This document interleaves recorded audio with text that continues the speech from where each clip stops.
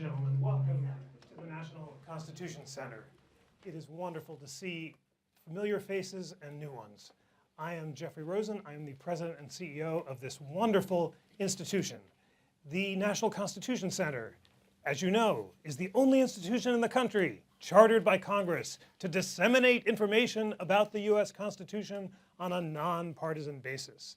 In fact, those of you who have been to our great town hall should be able to recite that mission statement with me in unison. And I am so proud of the superb programs that we've been having over the past couple weeks and in the coming weeks that fulfill that mission.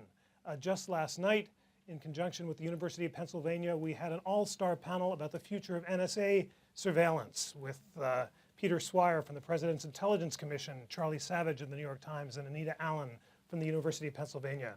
On March 5th, we are going to have our first partnership with IQ Squared, Intelligence Squared, the great debating series, where Alan Dershowitz and Noah Feldman of Harvard Law School will debate the question of whether the president has the constitutional authority to target and kill American citizens abroad, which is a topic we'll be also talking about today. And the following day, if that's not enough, on March 6th, Zeke Emanuel, the vice provost at Penn, and as it happens, my roommate here in Philadelphia, will come to discuss his definitive book on the future of healthcare reform.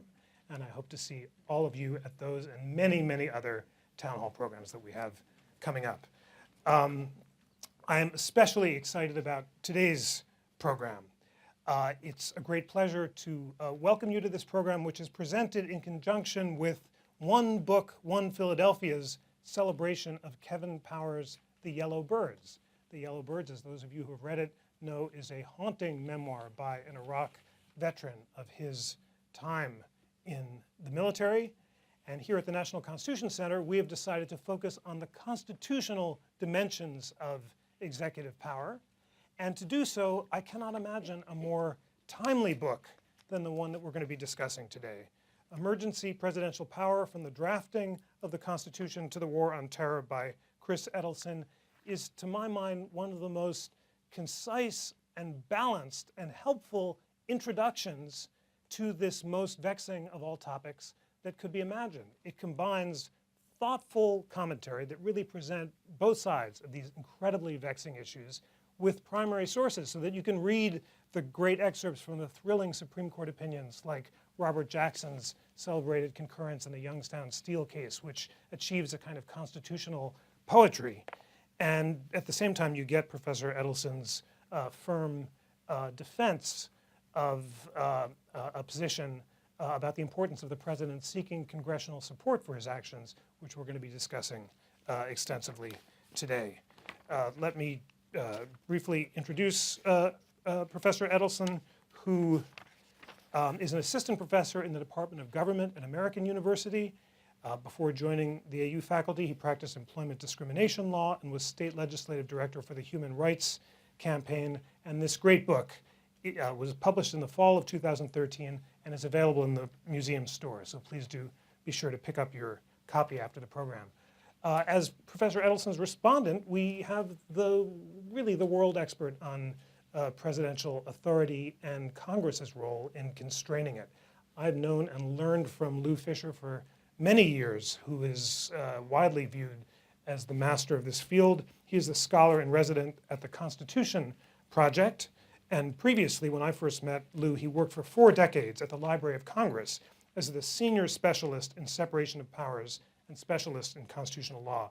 He's testified before Congress more than 50 times on issues such as war power, state privilege, NSA surveillance, and so forth, and has written more than 470 scholarly articles and several books. And by wonderful coincidence, we'd invited Lou and Chris separately, not realizing that Lou Fisher actually wrote the foreword to this great book, so he didn't have to do any extra homework in preparation. Sounds big to me. Absolutely. It was just excellent luck. So, gentlemen, thank you so much for joining us. We've got a lot to talk about. I want to jump right in, Chris.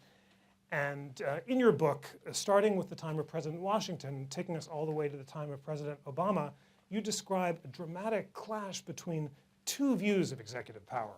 And one you call very clearly executive unilateralism, the view that the president basically is unconstrained in foreign affairs and can use his commander-in-chief power to do what he wants. And the other you don't name, so I guess I'll ask you to come up with a name for it. Yeah. Is it executive bilateralism or constitutional constraint or something, which says that the president really needs congressional support to do most of what he does in foreign affairs. So tell us about the roots of that historic clash. Yeah, so I think constitutional constraint is probably a good way to define it, as Jeff said. And thank you for the very kind words about the book. So there has been this debate that goes back to the beginning. Alexander Hamilton and James Madison debated about this during the Washington presidency. There's debate during when the Constitution was being drafted. And this, I think it reflects the competing views of the drafters of the Constitution themselves. The Articles of Confederation had failed, in large part because the federal government was not strong enough. There was no executive branch under the Articles of Confederation. The drafters of the Constitution were people who learned from experience. And they saw this was a failure. They'd gone too far. They were understandably reluctant to create a new monarch in the United States. They didn't want that. But they also realized we need somebody who can be somebody in the executive branch. So they created the presidency. And they clearly wanted to make sure the president would have enough authority to carry out responsibilities, including during wartime. That had been a problem during the Revolutionary War, not having one executive who General Washington could report to. But they also wanted to set limits on power. Alexander Hamilton, the drafter who probably was most supportive of a strong executive, wrote in Federal 69, we are not creating a king. So there's been this debate that's gone on throughout since the Constitution was drafted and was present at the beginning itself. And the way I look at it is you have to satisfy both of these competing impulses. How do you give the president enough power to deal with emergencies, to provide for national security along with Congress? But at the same time, how do you set limits? Well, that's a great description. And Lou, give us a sense of the historic clashes that shaped that debate. Chris talks about the debate over Washington's decision to issue a neutrality proclamation on his own without congressional approval. And then give us the strongest case on the other side for the really robust view of executive power taken by those who say that the president essentially can act without congressional approval. Okay, the framers recognized that the president would need to repel sudden attacks, particularly if Congress is not in session. So he had a defensive capacity. All the framers understood that the decision to take the country from a state of peace to a state of war was 100% with Congress.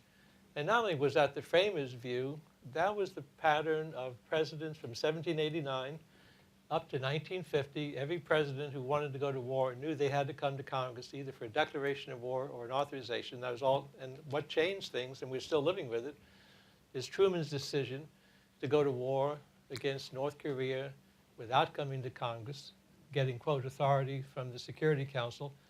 And just to balance what Chris said on the other side, I think Dwight D. Eisenhower understood that was not just a political mistake, but a constitutional mistake. And Eisenhower made the point, which I think is a very sound one, that the country is safer when the two elected branches act jointly. And that sends the right message to allies and to enemies. And the weakest position is when a president goes flying off by himself.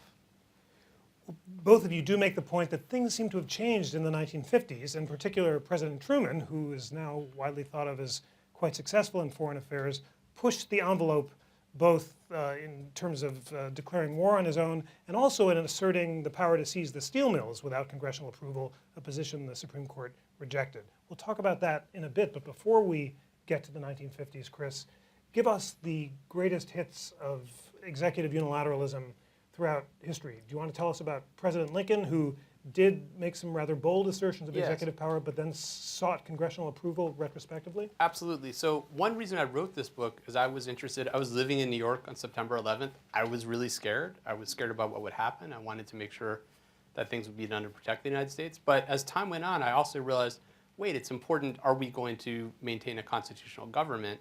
And I heard arguments being made for extraordinary actions, like warrantless surveillance, torture, complete presidential control over military force, which, as Lou points out, is not what the Constitution provides for.